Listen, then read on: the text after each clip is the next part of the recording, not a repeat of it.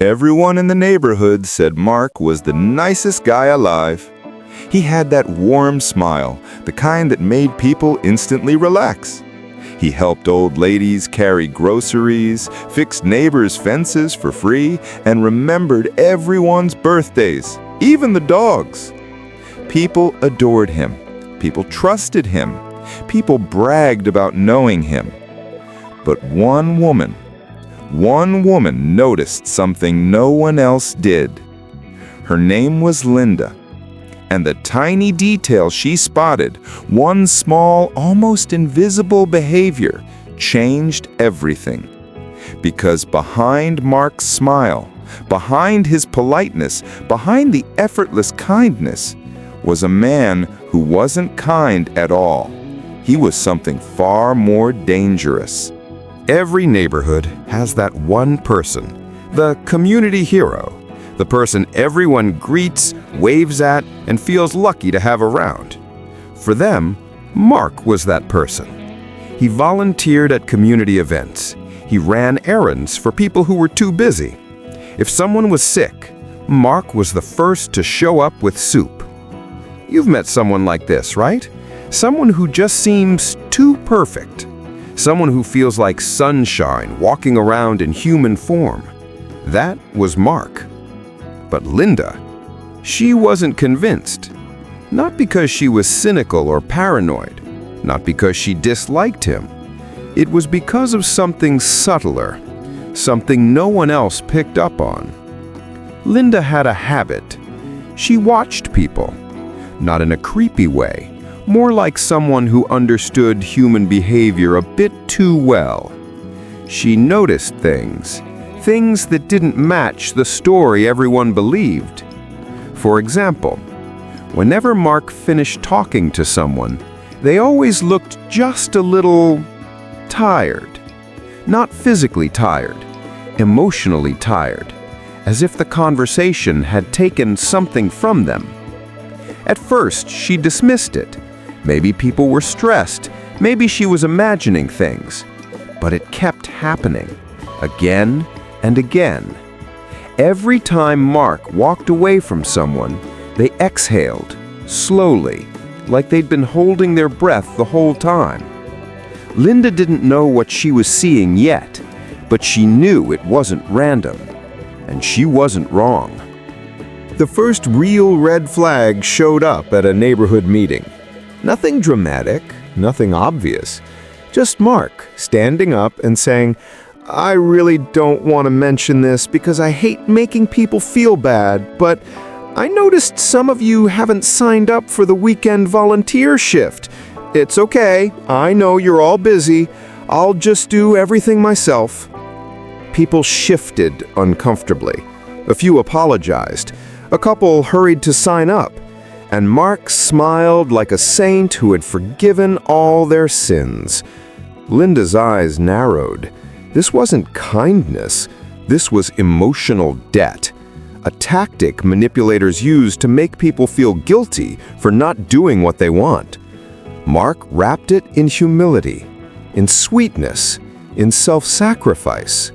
But it was manipulation. And that was just the beginning. See, here's the thing about people like Mark. Not every manipulator looks dangerous. Not every toxic person is loud, aggressive, or obvious. Some wear a mask so convincing that even the sharpest people fall for it. It's called covert manipulation, and it's built on 3 pillars. 1, charm. Charm makes you drop your guard. When someone is overly warm, overly helpful, overly generous, you stop questioning their intentions. 2, emotional debt. When they do so much for you, you feel guilty saying no, even when you should. 3, control through subtlety. They never tell you what to do. They just make you feel like a bad person if you don't do it. Mark mastered all 3, but Linda noticed they all shared the same pattern. Every time Mark helped someone, he expected something in return.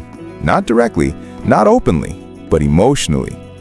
It was always, "Oh, don't worry, I'll take care of it, but you owe me now." Or, "I don't want to bother anyone, it's fine, I'll just push through alone." And now you feel guilty. Or, I didn't want to say anything, but I feel a bit unappreciated. So you try harder to please me. These weren't accidents. This was strategy. The more Linda observed, the clearer the picture became. Mark wasn't draining people physically. He was draining their self-worth. He made people feel lucky to have him. He made their own efforts feel small. He made any disagreement feel like a personal betrayal. Think about that. When someone is always the perfect one, everyone else starts feeling flawed by comparison. They start relying on that person, trusting that person, looking up to that person. And slowly, that person becomes the center of their emotional world. This is what covert manipulators crave: power without looking powerful. But Linda wasn't emotionally dependent on him. She didn't need his approval. She wasn't charmed. She just watched. She learned his patterns. And then she saw something that confirmed everything. One Sunday afternoon, Linda saw Mark speaking with Mrs. Willis, a sweet older woman who lived alone. Mrs. Willis was smiling politely, holding her purse, but she looked uncomfortable.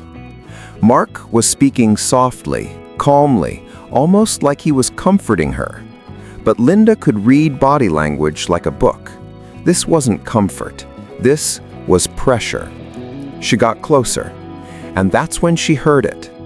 Mark said, "I just feel terrible asking you for help again. You've always been so supportive of me. I know you probably don't have time, but I don't know who else to turn to." Mrs. Willis started apologizing. Apologizing for what? She didn't even know. She just felt emotionally responsible for him. Mark gently placed a hand on her shoulder with that practiced, tender smile. "You've always been there for me. I'd never put this on you if it wasn't important." And just like that, Mrs. Willis caved. She agreed to something she didn't want to do. Linda watched the whole thing.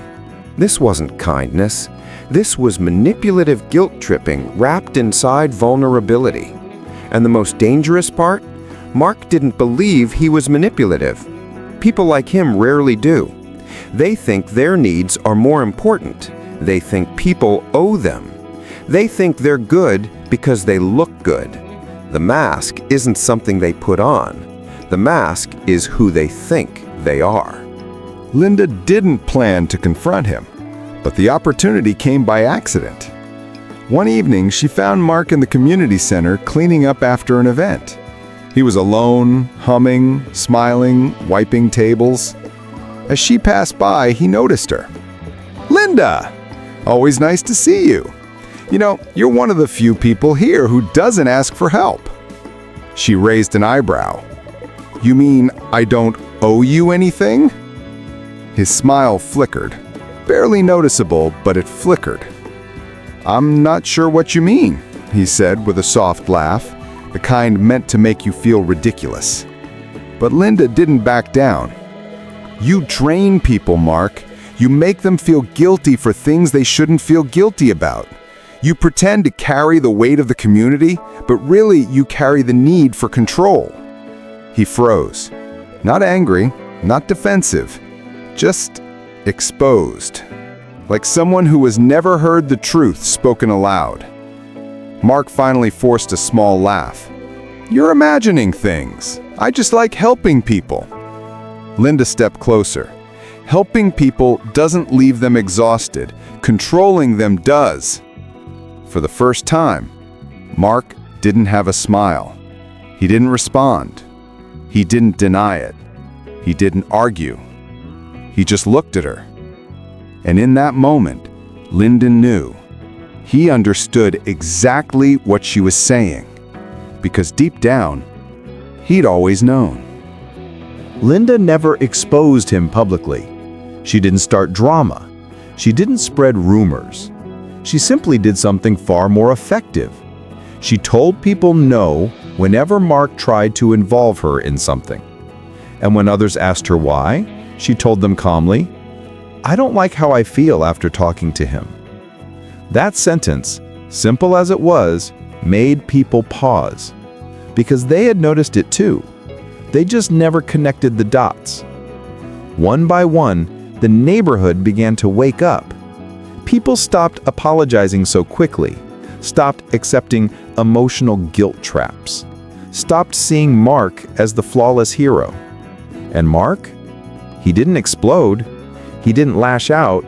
He just withdrew, like a spotlight that had suddenly moved away. Manipulators lose power the moment you stop feeding them. Without emotional dependence, without guilt, without attention, they fade. And that's exactly what happened. You know what's interesting? Mark never yelled, never threatened, never insulted anyone. He didn't need to. His power came from subtlety, from appearing safe, harmless, pure. But sometimes, the most dangerous people are the ones who look nothing like danger. They wear kindness like armor. They wear charm like a costume. They appear generous, but what they're really giving is a debt you'll never stop paying. Linda wasn't a psychologist. She wasn't an expert. She didn't have special training. She just paid attention to something most people overlook: how someone makes others feel after the interaction is over. Not during, after. And that's your lesson here. Pay attention to how people affect your energy. Do they leave you feeling supported or responsible for their emotions? Pay attention to who helps you but keeps reminding you of it. True help expects nothing back. Pay attention to those who appear perfect. No one is perfect without a reason. And most importantly, pay attention to the one small detail everyone else ignores, because that tiny detail, that's usually where the truth begins. Thank you so much for watching. If you enjoyed this video, don't forget to give it a thumbs up. And if you'd like more uplifting stories, powerful lessons, and eye-opening psychology insights, make sure to subscribe to the channel and turn on notifications. Your support truly means the world. See you in the next video.